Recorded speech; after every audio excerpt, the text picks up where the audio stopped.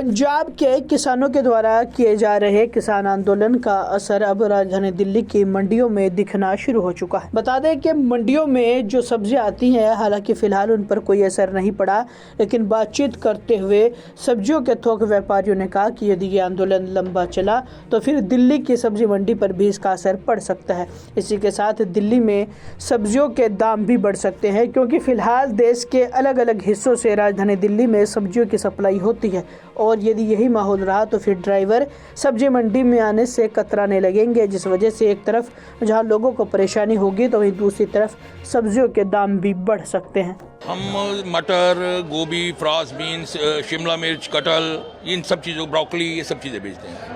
जो ये सब्जियां हैं सर, इनमें से किसी सब्जी के रेट पर अगर पिछले 15 दिनों में कोई फर्क पड़ा है तो उसको भी बता दीजिए। देखिए, पिछले 15 दिन में कोई खास फर्क है नहीं, क्योंकि मटर है उसकी फसल कम होने से वो तेज़ है, और बाकी कटहल बाहर से आ रहा है केरला से, वो कुछ तेज़ है।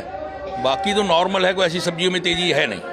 एक आपने सुना होगा कि अभी कल भारत बंद का आह्वान था, इसके अलावा कई और चीजें हैं, जैसे कि बॉर्डर पर कुछ ट्रक जो हैं वो आसानी से नहीं आ पा रहे हैं, घूम के आ रहे हैं, ऐसा बताया गया है। तो उसका क्या फर्क अभी पड़ रहा है या आने वाले वक्त में क्या पड़ सकता है? देखो, उसका फर्क ये है कि जो लॉन्ग रूट की सब्जियां और जो लॉन्ग रूट के फ्रूट्स जो इन ट्रकों में आते हैं वो रास्ता डिस्टर्ब होने से रुक रहे हैं।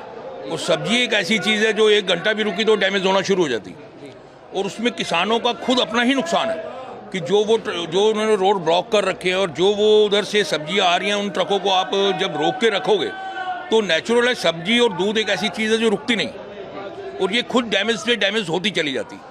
इससे किसान भी ये नहीं समझ पा रहे कि नुकसान किसका है। कम से कम जो ये आइटमें हैं इनके लिए तो रोड को छोड़ के रखना चाहिए।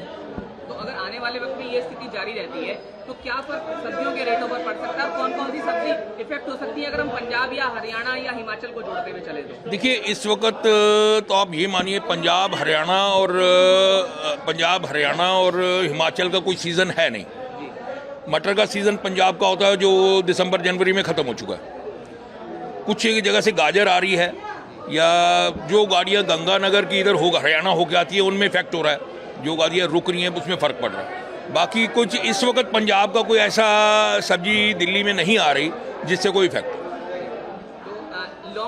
लॉन्ग रन में रहता है तो अगर यूपी के बॉर्डर रुक जाते हैं या दूसरे बॉर्डर रुकते हैं, जो सब्जियां यूपी से आ रही हैं या राजस्थान से आ रही हैं, अगर इस वक्त जो लॉन्ग रूट के सारी चीज़ें अहमदाबाद से आ रही है जिस तरह, या गंगानगर से आ रही है या पुणे से आ रही है, जो सब्जियां उधर से आ रही हैं, अगर इन बॉर्डर्स पे इफेक्ट होता है तो फिर ये सब्जी ऑटोमेटिक तेज हो जाएगी।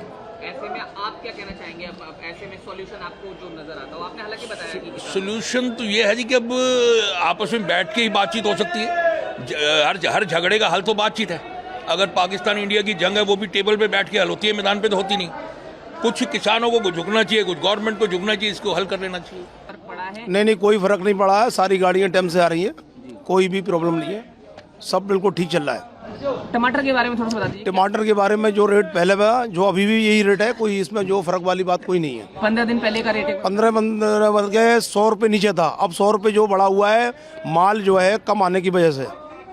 हाँ, माल पूरा आ रहा, माल नहीं रुक रहा कहीं बॉर्डर पे, लेकिन पीछे से ही कम आ रहा माल। अच्छा, हाँ। तो ये पीछे से जो कम आ रहा है, इसके कारण कुछ बता सकते हैं? कुछ मतलब ऐसे है ना, जो इंतजाम है टमाटर के वहाँ खत्म हो गए हैं, जो माल चालू हुए हैं वो नए एरिए, वो वहाँ से कम माल आ रहा है। यहाँ पे जो है माल पूरा है, कोई ऐसी बात नहीं है। अच्छा, अगर ये जो ट्रक जैसे देरी से आते हैं या फिर घूम कर आते हैं, तो इसका माल भाड़े पर क्या फर्क पड़ेगा? नहीं, भाड़ा बिल्कुल सेम है, कोई ऐसी बात नहीं है, इसमें कोई फर्क नहीं है, किसी बात की दिक्कत नहीं है। और आने वाले दिनों में अगर ये इस तरह की जो आवक कम रहती है तब क्या फर्क पड़ सकता है? अगर गाड़ियाँ रास्ते में रुकती हैं तो फिर उस पर जो है माल पे फर्क, पोजीशन, जैसे कि महंगाई बढ़ेगी माल कम आने की वजह से। वैसे ऐसा होगा नहीं, गाड़ियाँ जो है सब आएंगी रास्ते में, जो रास्ते खुले हुए हैं।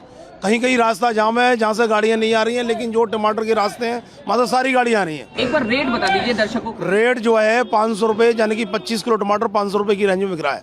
15 दिन पहले थोड़ा सा डाउन थे रेट, अब थोड़े महंगे हुए हैं पंजाब की गाजर रुकने से।